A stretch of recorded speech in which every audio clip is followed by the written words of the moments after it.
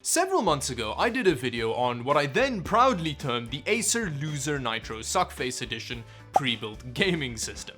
And there was a hell of a lot wrong with that PC, chief of which is the fact that there was so many weird software crashes, performance glitches, and blue screens of death that I'm still convinced that system was haunted. It was so haunted, in fact, I actually had to move to a different apartment to escape the ghost that was unleashed after turning that PC on. So when I saw that Acer released a new, supposedly refined version of the Nitro Suck-face edition, I just had to buy one and see if they fixed their Alma problem. I really hope they did, because moving's hard.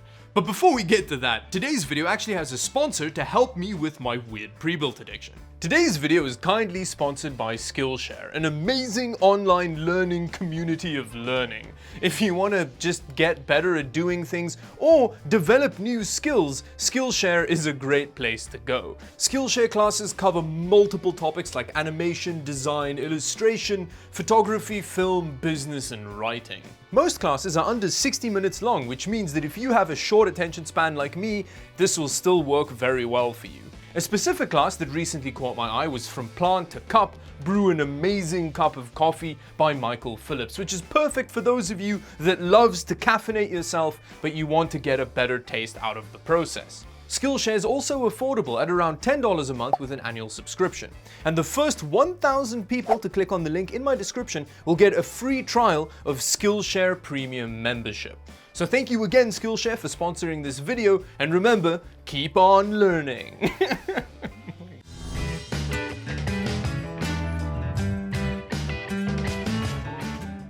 And here we have it. They've clearly updated the box with the new Acer Nitro 50 with what I hope is a properly licensed Mech Warrior gameplay screenshot.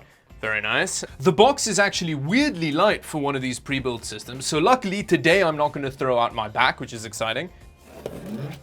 In here we've got a bag with some stickers, and then as is tradition, this pre-built also comes with some e-waste peripherals.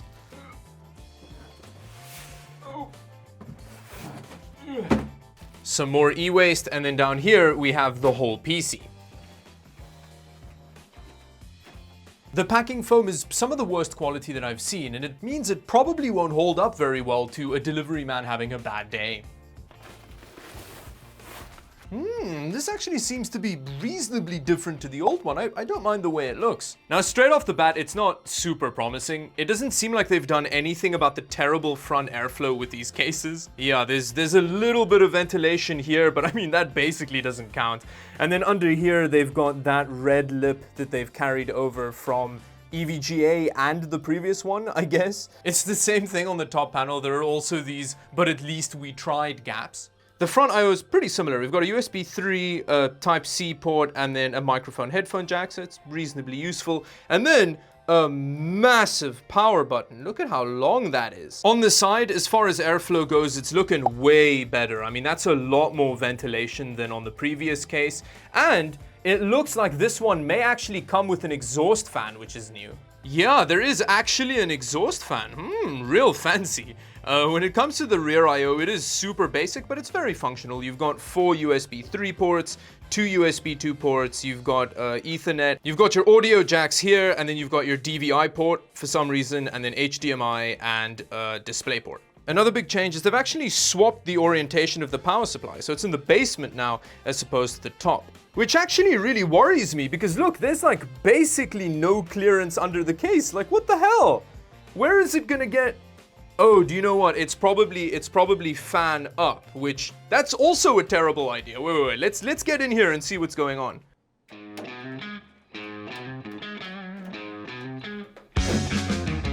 Oh wow, there's a lot going on in here. Now, first things first, this power supply is actually facing down.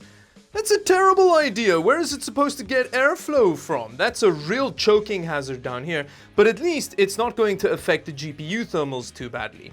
Now, this is actually a GTX 1660 Super, so this is a reasonably powerful graphics card, but it is a pretty wimpy looking version of it, which has a huge backplate for some reason. I guess that's to reduce GPU sag. It's actually screwed down into the base of the case over there. That's very interesting. And as you can see, it does mean that the GPU's not going anywhere. And then over here, we've got actual ventilated cutouts in the front of the case, which, you know, the previous version of the Acer Nitro 50, it was just one solid metal panel. As far as the cooler goes, it's the standard pre-built affair. The CPU under there is an i5-10400F, which is not a super hot CPU, but it'll still be interesting to see what kind of temperatures we get with that cooler. And then there's the huge pain in my pre-built ass. Honestly, I'm just sick of complaining about it at this point, but don't do single 8 gig sticks. Single channel's bad, okay? The motherboard unfortunately still looks like it's real poo-poo garbage, just like the last time. And if anything, the power delivery actually looks worse somehow. But the PCB is black as opposed to green, so that's better, I guess. I really want to see what power supply this is, but I'm gonna have to take it out, so just give me a moment. The power supply is not the worst thing ever. It's a 500 watt, 80 plus gold rated PSU. I am just very worried about how hot it's gonna run with this vent just face down being choked out all day long. When it comes to the rest of the layout, it's actually a huge improvement over the previous version of the Acer Nitro 50. I mean, the fact that you have really easy access to the M.2 slot for an SSD upgrade is really nice. With the previous version, it was just tucked in the bowels of the system. The hard drive cages are also much more easily accessible. The fact that they also have a case fan included is also a nice touch. So yeah, I'm very interested to see how this new Acer Nitro 50 performs. So let's put it back together, fire it up, and see how it runs.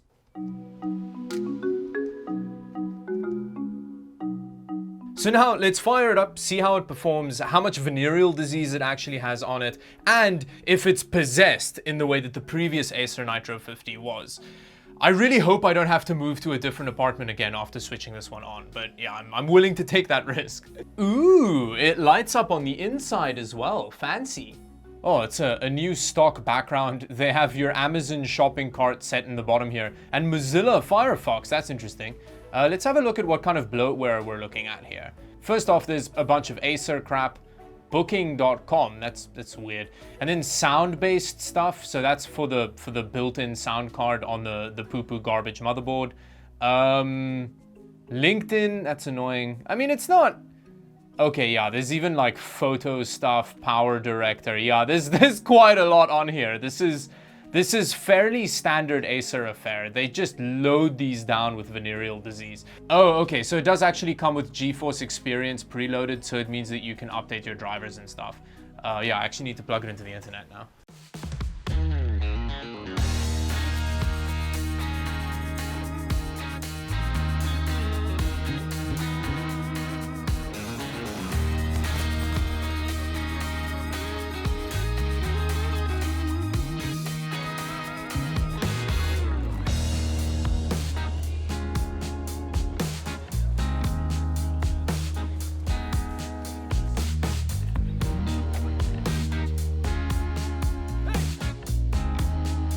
In terms of the gaming performance, it's okay, I guess. I don't know, maybe I was being a bit overzealous with the settings that I used for all of the games, but like Battlefield 5, for example, runs decently well at the settings that I used. The thing that you have to bear in mind, though, is that the 1% lows for all of these games were pretty bad, which means that the gaming performance and the results were a lot more stuttery than you want it to be, which is not amazing. Although Fortnite with competitive settings and pretty much all of the esports titles ran really well, even the 1% lows, but all of those games can run pretty well on your grandmother, so, you know, that's not that big an achievement. I think the main reason that the 1% lows were so bad on the rest of the games is because of that single 8 gig stick of RAM. I mean, if you look at Escape from Tarkov running here, like, it's not an amazing experience, and it is a lot more stuttery than it normally is. So what I decided to do was drop 16 gigs of RAM in there to see how much of a difference that makes. And with Escape from Tarkov, with 16 gigs of RAM, you're still sitting pegged at 16 gigs of RAM, so even that kind of seems like it's not enough. but Battlefield 5 and GTA 5 ran significantly better, and one of the biggest differences was the 1% lows. Assassin's Creed Valhalla didn't seem to care about the extra RAM though. So if I was unfortunately in the position where I had no other choice but to buy one of these, I would definitely consider upgrading the RAM to 2 8GB sticks.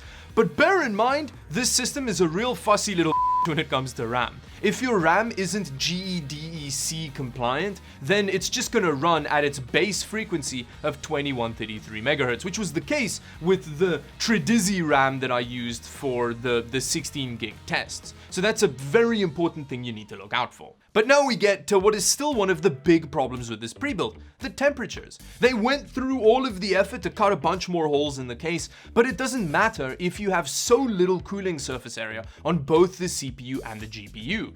So yeah, you can have airflow up the butt, but it's still gonna overheat. It doesn't take very long of playing Battlefield 5 for you to hit that 83 degrees Celsius limit, and it just sits there throughout the entire match. And bear in mind, this is in a room with an ambient temperature of 22 degrees Celsius. Like, if you're in a hotter country, it's gonna overheat really badly.